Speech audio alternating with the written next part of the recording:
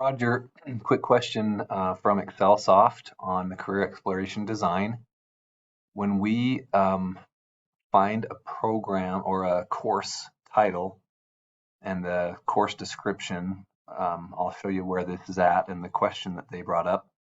So in the degrees, as we go into a degree and it lists the courses that are available, they found that this one course, the capstone, gave a course summary, a course description, and then had a view in grad plan button.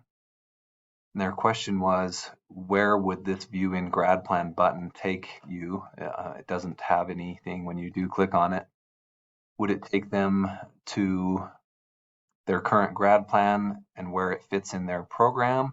If they're not in that major of that course, would it just show that information in grad plan as something they could add as a elective? There were some interesting questions there, and I wonder if you could give any thoughts on this button in particular.